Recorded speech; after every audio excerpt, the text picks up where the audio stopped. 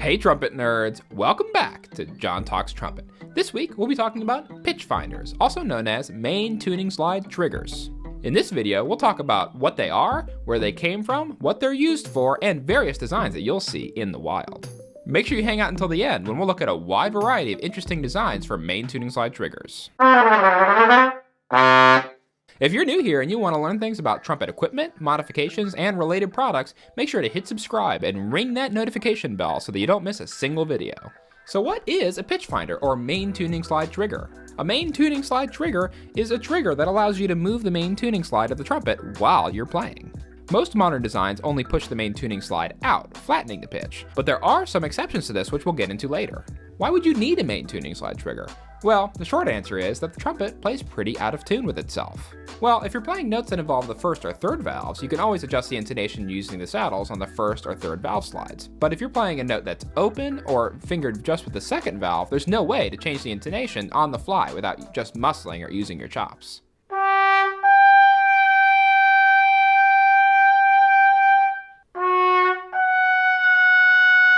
Of course, alternate fingerings are also an option, but I'll be discussing that in a later video. The trumpet does tend to play out of tune with itself on the open partials. For example, the low C is often a little sharp, middle G can be a little low, middle C can be a little sharp, the fourth space E is a little bit flat, and the top G on top of the staff can be quite sharp. The high C, it sort of depends on what equipment you're using, but in my experience tends to be a little flat. Even if you had a trumpet where all the open notes were perfectly in tune, you would still sometimes need to adjust the intonation based on the chord function that you're performing. You could use your chops to correct the intonation, but the color will naturally change when you're performing the note in a different part of the slot, and it's more tiring to adjust the pitch this way. This is where the Pitchfinders and main tuning slide mechanisms come in. These mechanisms allow you to change the total length of the instrument on the fly, giving you more options for intonation and color control. Let's briefly talk about the history of tuning slide trigger designs. The earliest example of a main tuning slide trigger design I can find evidence of is referenced in Dave Hickman's Pedagogy book. In that book, it says that Mark Hinsley, the band director at University of Illinois from 1948 to 1970, designed and patented a mechanism for cornet to change position of the tuning slide while playing, fittingly called the tune as you play. In 1950, John Hinsley's son-in-law, John Haney, became the professor of trumpet at University of North Texas, where he was for many, many years, and convinced the Reynolds Company to commercialize this device. Here are some old ads from the Reynolds Company showing this tune as you play device installed on some trumpets and cornets. Later, Jack Holland, a trumpeter from Nashville, Tennessee, and the former principal trumpet of the Houston Symphony from 1955 to 1957, developed a main tuning slide trigger design called the Pitchfinder. The genius thing about Holland's design was that it allowed you to move the tuning slide in or out and had many different parts and mechanisms that were sort of modular. It featured a first valve trigger that allowed you to pull in the tuning slide, and also featured a third valve slide mounted swivel ring that you could use either to push in or out the tuning slide, or you could use it to just move in and out the third valve slide, depending on the setting of the swivel. The spring-loaded mechanism allowed the tuning slide to return to its native position after every use. One drawback of this design was that it was sort of heavy. It had many points where it was soldered directly onto the trumpet, which led to sort of a dampening or attenuation effect. I couldn't find any videos of this being used, so if you have, let me know in the comments. A fun fact is that when people say Pitchfinder, it technically refers to this design. It's a classic Kleenex versus tissues kind of situation. So for the remainder of this video, I'll refer to these mechanisms as main tuning slide triggers out of respect for Jack Holland's design. Thanks so much to Dr. Dan Shipman, full-time professional freelance trumpet player and musician contractor from Houston, Texas, for providing me with this in-depth information about the functioning of the Jack Holland Pitchfinder. You'll see more from him later. And now we've finally gotten to the point where we're discussing the modern design for main tuning slide triggers. John Hagstrom had the first version of the modern main tuning slide trigger done in 1992 by master repairman and horn player with the U.S. Army Band, Dave Kratz. Hagstrom was in the President's Own Marine Band at the time and found that the top of the staff G was unreasonably sharp on his trumpet. So John Hagstrom and Dave Kratz, when they first approached this problem, they basically took a first valve trigger and turned it the other direction so it was mounted on the third valve piston casing and connected to the main tuning slide. The trigger was connected to the main tuning slide via a telescoping con rod or connection rod that allowed you to have different native tuning slide positions. Hagstrom says that this design also featured a stop rod system that allowed you to pick the in and out stopping points of the trigger, which I believe probably looked something like this. And lastly, the tuning slide legs had to be lapsed to allow the tuning slide to go in and out easier. John Hagstrom then used that design on his auditions for the Chicago Symphony, both for 4th trumpet in 1996 and for 2nd trumpet in 1998. After that first version that Hagstrom and Kratz created, Hagstrom worked with Wayne Tanabe to develop more Pitchfinder and main tuning slide mechanism designs for his other trumpets and cornets. In 1997, Hagstrom showed this design to Charlie Geyer, a design which he jokingly called the Charlie Geyer Memorial Trumpet. Nowadays, Charlie Geyer is recognized as a major proponent of the main tuning slide trigger and recommends them to a large portion of his students, myself included. I believe he told me once that good intonation is a big part of what makes trumpet playing beautiful. This design was also copied soon after by Charlie Melk and Bob Osmond of Osmond Music. Thanks so much to John Hagstrom for generously sharing all this information with me. Now that we talked about where main tuning slide triggers came from, let's talk about how and why people use them. It's a common misconception that pitchfinders and main tuning slide triggers are best for instruments that play really out of tune, which is sometimes the case, but often it just gives the players more control over intonation and color. Personally, I have them on 2 of my instruments, my Yamaha Chicago C trumpet as well as my B-flat trumpet. Both of these instruments already played as in tune and evenly as could be expected. But I installed main tuning slide triggers on my trumpets just to give me more options of intonation and especially to control that top line G.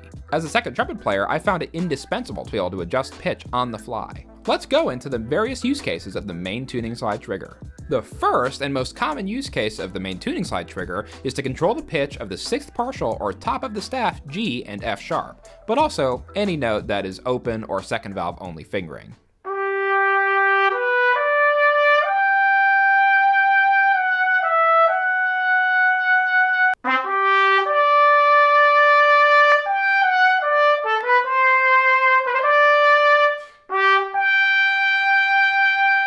The second use case is anytime you're playing a third of a chord.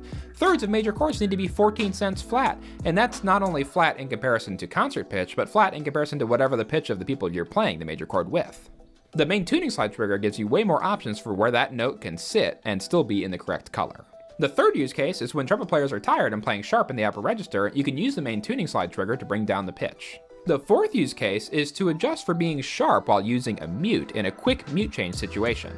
I have several straight mutes that bring up the pitch noticeably when I put them in, and I don't always have time to move the tuning slide to bring them in tune with the rest of the ensemble. So once I put the mute in, I just kick the trigger out a little bit to control for that sharpness. The fifth use case is to find a note that is out of tune based on the idiosyncrasies of an instrument that you're playing with in an ensemble. This could be trumpets in different keys than the one you're playing, or it could be woodwind players, low brass players, or even the organ. When playing with an organ, different sets of stops can sometimes have different pitch, and over the course of a service, based on the level of humidity and heat in the room, the pitch can change of the organ pipes, which sometimes leaves trumpet players high and dry if they don't have a way to change the pitch on the fly. Another thing I learned from Dan Shipman is well summarized by his 2018 post on Trumpet Herald. He likes to use the main tuning slide trigger to give him more options of color. With a trigger, you can set the slide sharp and lip down into the lower part of the slot, which brightens the sound, or push the trigger out and lip up, which will slightly dull the sound. One thing you might be wondering is if you could use the main tuning slide trigger in place of using your first or third valve slides. You could theoretically do this, but in my opinion and Professor David Hickman's opinion, it's not ideal because it changes the overall ratio of conical to cylindrical tubing within the trumpet, leading to wider and more uncomfortable slotting. So for me personally, I tend to use the main tuning slide trigger specifically on open and second valve only notes. Now, there are some potential drawbacks to using a main tuning slide trigger. The first is that you have to lathe down the legs of the tuning slide in order to use a tuning slide trigger properly and have it move smoothly. This means that the fit of the tuning slide is a little bit different, which can sometimes change the playing characteristics of the trumpet, especially if you don't grease it regularly enough to keep it sealed. The second drawback is that if not properly maintained, the trigger can get stuck going in or out during performance. When I started using main tuning slide triggers, I had to abandon using regular slide grease on my tuning slide and instead use Zaja Red, something that allows a little bit more movement, and I usually use this on my first and third valve slides as well. The third potential drawback is that the added weight of the main tuning slide mechanism can have a slight dampening effect on the sound and projection of your instrument. Any change you make to the instrument will change how it plays in some way. As a general rule, this is true for any instrument modification. The fourth potential drawback, and something that I definitely experienced, was once I got the main tuning slide trigger, I was tempted to use it all the time. I kept thinking, oh, if I'm out of tune, then using the main tuning slide trigger will fix it somehow. This is a common misconception that having a main tuning slide trigger can actually allow you to play in tune all the time.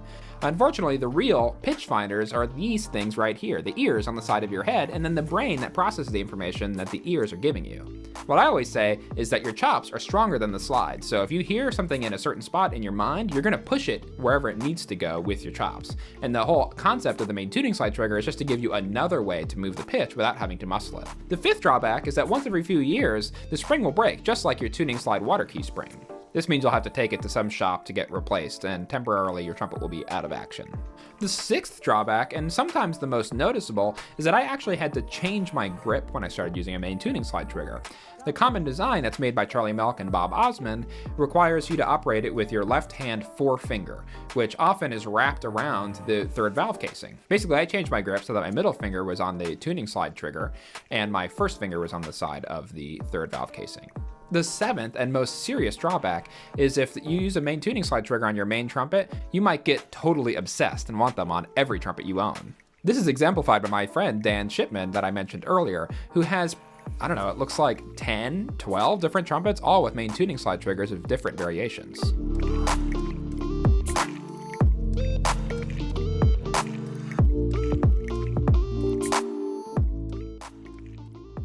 Now that we've discussed the potential benefits and drawbacks of using main tuning slide triggers, let's take a look at the variety of designs that they're available in.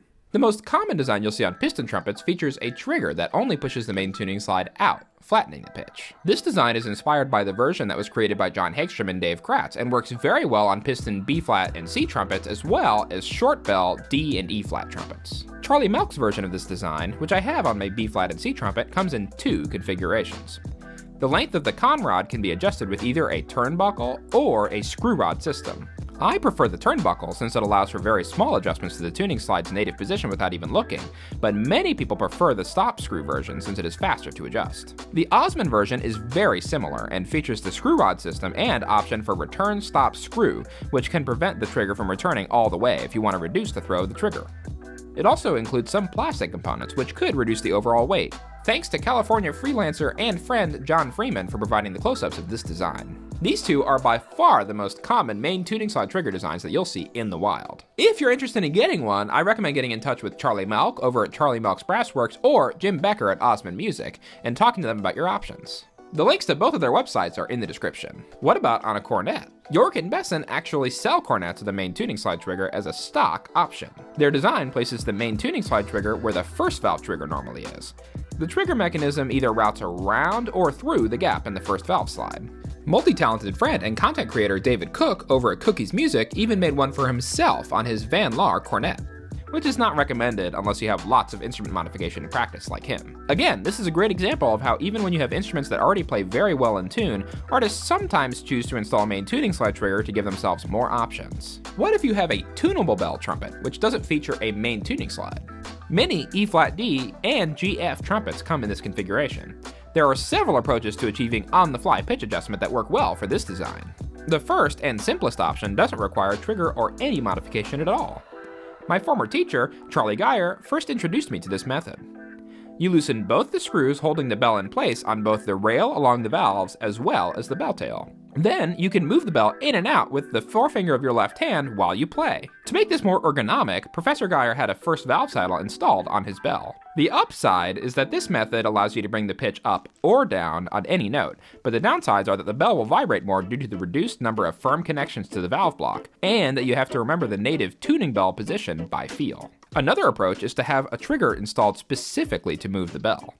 You can either use a screw rod system mounted along the bottom of the bell like in this photo, or you can have a peg mounted to the bell crook. The upside to this version is that the trigger will always return the bell to the native position when released, and the downside is that the bell screws still have to be loose. Dan Shipman even had a bell trigger installed on his Spencer B-flat-A tunable bell piccolo trumpet, which is similar to the designs of the Yamaha 9910 and Schilke C54 piccolo trumpets.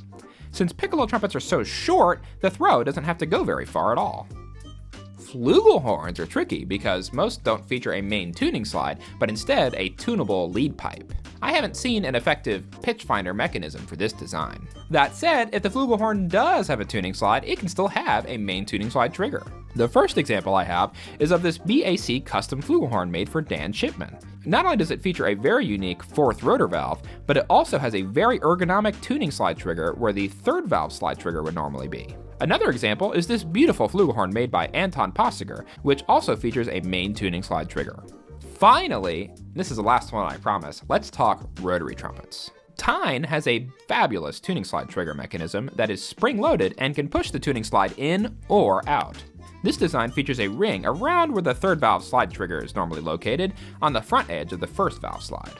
You then can use your thumb to push the ring either direction, and when you let go, the spring-loaded mechanism will always return the tuning slide to its native position. This allows for the extra use case of bringing the pitch up when the instrument is cold, as well as bringing up the rotary trumpet's flat notes, such as low C. Thanks to another former teacher of mine, Nguyen, for providing the footage of the Tyne tuning slide mechanism. I've even seen these Tyne Pitchfinders installed on other, more intonation-challenged rotary trumpets. If you're interested, maybe reach out to Tyne and see if they can help you get that mechanism. A special thanks to Matthias Hoofs for working with Tyne to create so many models with the option of a main tuning slide trigger. If you enjoyed this video, please check out my other videos on trumpet modifications, which I put in a playlist in the description below. Thanks so much for joining me for this episode of John Talks Trumpet, and I'll see you on my next nerdy trumpet adventure.